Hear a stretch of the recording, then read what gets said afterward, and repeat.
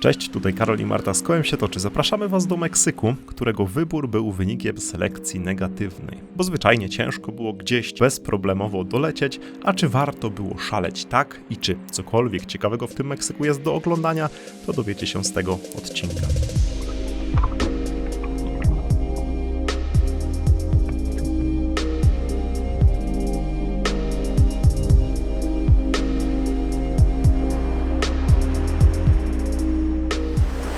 A miejsce, po którym będziemy się kręcić, to półwysep Yucatan. Jego nazwa jest wynikiem nieporozumienia pomiędzy Hiszpanami, którzy przypłynęli od tego morza, a Majami. Wyobraźcie sobie, że ci pierwsi po przybyciu zapytali Majów: ej, słuchajcie, gdzie my jesteśmy?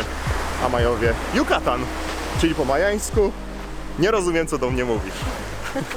Jeśli chodzi o Majów, to poświęcimy im cały drugi odcinek z tego wyjazdu, gdzie przyjrzymy się ich wszystkim odpałom, bo byli to naprawdę ciekawi, żeby nie powiedzieć dziwni ludzie.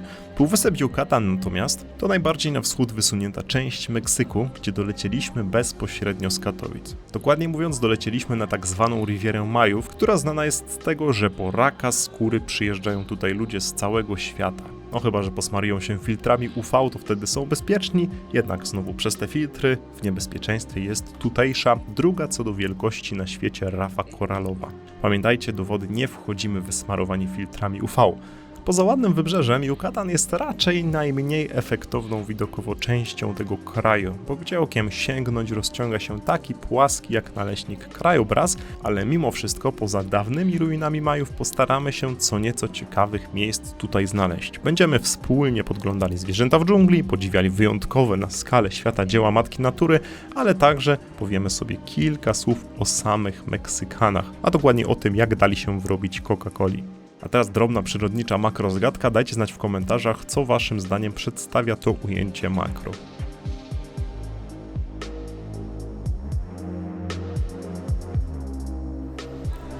A skoro półwysep Yucatan, no to trzeba sobie powiedzieć o największej z tutejszych atrakcji, czyli cenotach. Cenoty są to tego typu przepiękne studnie krasowe. Jest ich według różnych szacunków od 5 do 8 tysięcy. No i ta rozbieżność wynika z tego, że po prostu bardzo trudno jest je policzyć z tego względu, że część z nich jest jak ta albo półzamknięta, z jakimś malutkim otworem, albo zamknięta i zwyczajnie ich z powierzchni ziemi nie widać.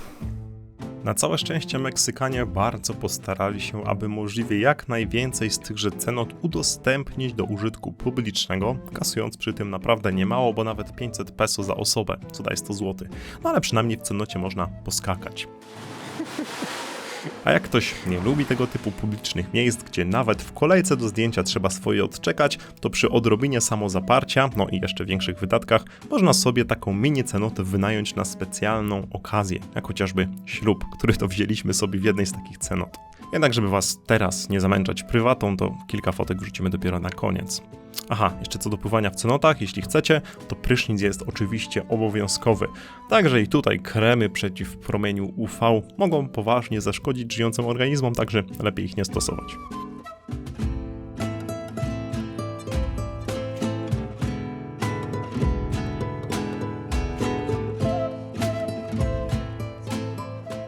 No dobrze, skoro mówimy już o cenotach i życiu w nich, to czas na kącik edukacyjny. Jak powstały w ogóle te cenoty? Jak to się stało, że jest w nich życie? Cały Yucatan zbudowany jest ze skały wapiennej, która jest podatna bardzo mocno wypłukiwaniu się. I tak na skutek opadów deszczu, a także napływającej pod ziemią w głąb lądu wody oceanicznej, skały te erodowały, tworząc małe podziemne jaskinie.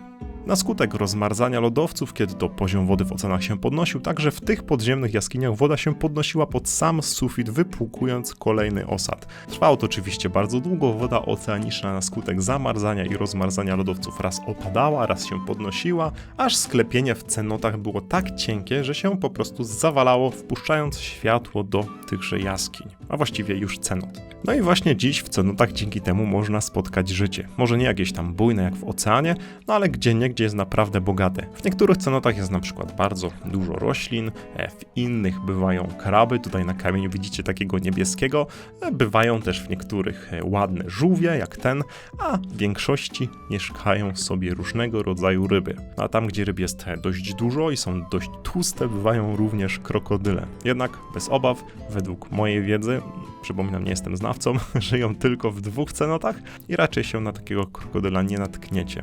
A choćby nawet, tak jak ci tutaj nurkowie, to i tak są one raczej łagodne dla ludzi. Raczej.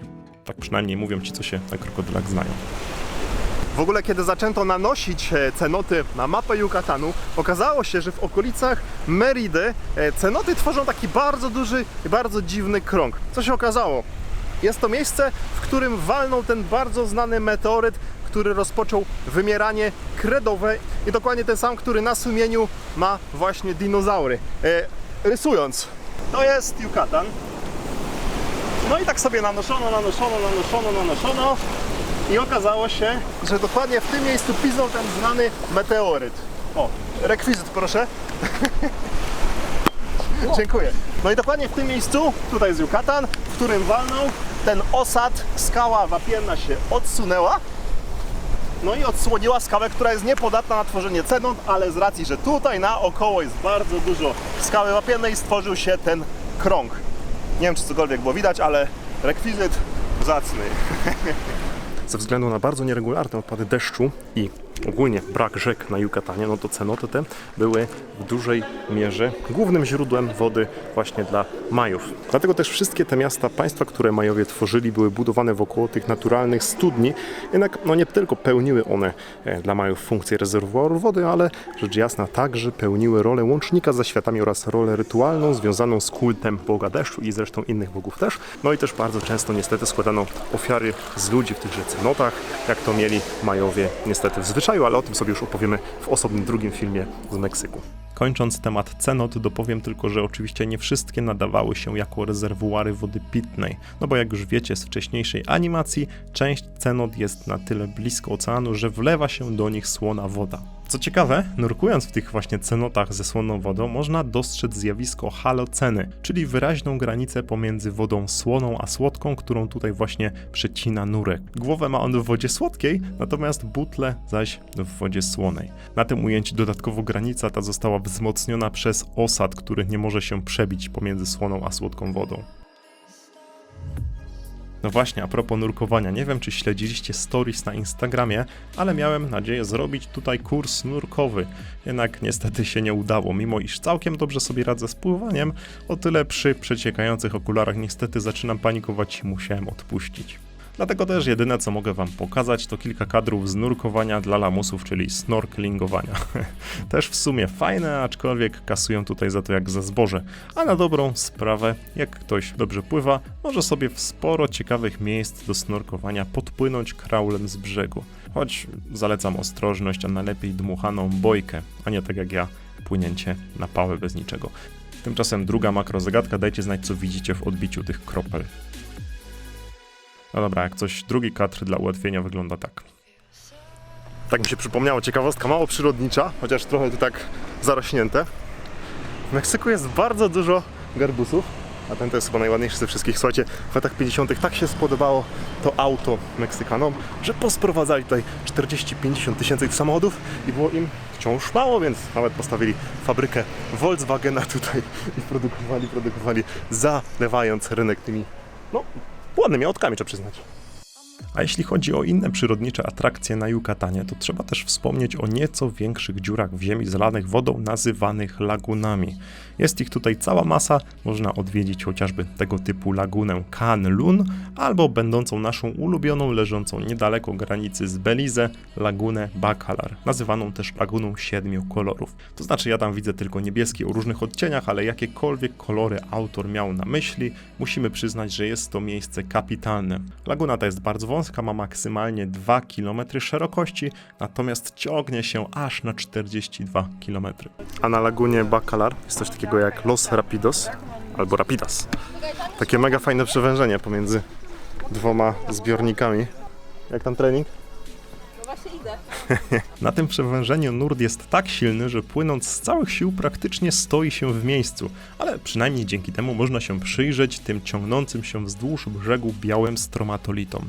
Są to wapienne formy skalne, powstałe jako efekt uboczny życia tutaj niegdyś sinic i są one jednym z najstarszych śladów życia na Ziemi, mogą sobie liczyć nawet kilka miliardów lat. Zaś kolejnym ciekawym przyrodniczo miejscem w okolicy jest park Rio Lagartos, gdzie warto wziąć sobie wycieczkę łódką i podpatrzeć kilka ciekawych zwierząt, które teraz oglądacie. Jest tego naprawdę bardzo dużo. Są liczne czaple, kormorany, pelikany, szponiaki, mega pomarańczowe flamingi, krokodyle, no i świetnie pozujące w locie mewy. Kończąc natomiast temat lagun, to zaraz obok jest jeszcze jedno często odwiedzane miejsce, mianowicie Los Colorades. Jest to zbiornik wodny przystosowany do produkcji soli, jednak swoją sławę zawdzięcza mikroorganizmom, które barwią wodę na intensywny różowy kolor. Choć będąc z wami całkowicie szczerym, to nie jestem pewien, czy warto tak daleko jechać, żeby właśnie to zobaczyć. Zwłaszcza, że z powierzchni Ziemi te zbiorniki nie wyglądają już tak fascynująco jak z lotu ptaka właśnie. No dobra, mając jeszcze kilka ujęć do końca tego pięknego utworu, to pozwolę sobie zachęcić do zostawienia łapki w górę, jeśli oczywiście film wam się podoba. A kto nie subskrybuje, no to wiadomo, zachęcam, będzie nam bardzo, bardzo, bardzo miło. Tak samo zresztą jak temu przystojnemu ostronosowi.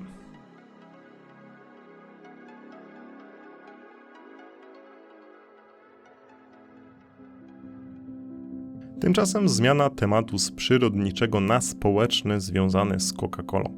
Być może nie do końca pasuje on do treści tego filmu, jednak jak tylko się o tym dowiedziałem, pomyślałem, że muszę się z wami tym podzielić. Choć w sumie tak trochę na przyrodę również ta Coca-Cola ma tutaj wpływ.